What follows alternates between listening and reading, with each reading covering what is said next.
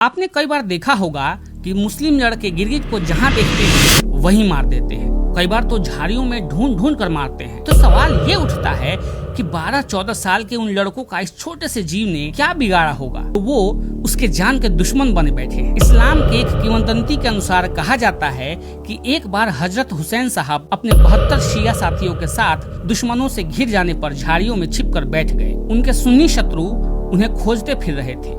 उन्हें एक गिरगिट दिखाई दिया जो सिर हिला हिला कर कुछ इशारा कर रहा था। सुन्नियों ने इशारा समझा और गिरगिट के संकेत के अनुसार झाड़ियों में छिपे झाड़ियों के पीछे जाकर हुसैन साहब को पकड़ लिया। तब से शिया मुसलमान गिरगिट के शत्रु हो गए और जहां देखा मारने लगे। एक और किंवदंती है कि जब इब्राहिम अलैहिस्सलाम को आग में डाला गया था और फिर जब आग खुदा के हुक्म से धीरे धीरे ठंडी हो रही थी तो गिरगिट उसे अपने मुंह से फूंक मारकर और जला रहा था।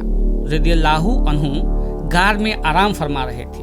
तभी उस गार के बाहर मकड़ी ने जाले बांध दिए और कबूतर ने अंडे दे दिए। जब काफिर वहां पर पहुंचे तो उन्होंने जाले और अंडे देखकर ये अंदाजा लगाया कि इसमें कोई गया नहीं होगा। अगर कोई अंदर जाता तो जाले टूट जाते और अंडे फूट जाते। ये सोचकर काफिर वहां से जा रहे थे तो गिरगिट उन काफिरों को गर्दन हिला हिला कर इशारा कर रहा था कि वो दोनों अंदर ही हैं।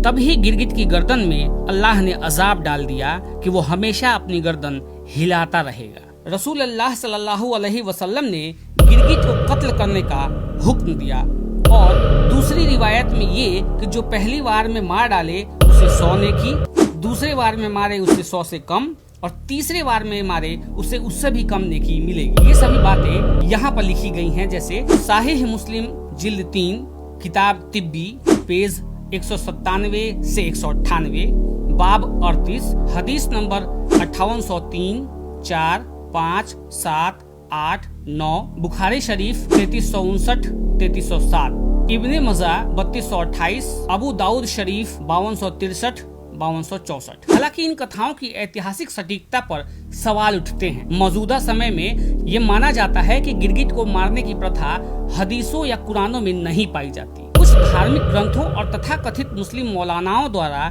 समर्थन देने वाली हदीसें और किताबें गुमराह करने वाली हो सकती हैं। वर्तमान में शिक्षा प्राप्त कर चुके मुस्लिम समाज के लोग इस प्रथा के बारे में जागरूक हो रहे हैं और धार्मिक समझ के अनुसार इसे पुनः परखने की कोशिश कर रहे हैं। ये महत्वपूर्ण है कि लोग सही और प्रामाणिक स्रोतों से जानकारी प्राप्त करें और धर्म की सही व्याख्या पर ध्यान दें। ये चर्चा इस बात का संकेत है कि समाज में धार्मिक मान्यता को समझने और पुनरावलोकन की आवश्यकता है ताकि धर्म और सांस्कृतिक परंपराओं के बीच सही सामंजस्य स्थापित किया जा सके।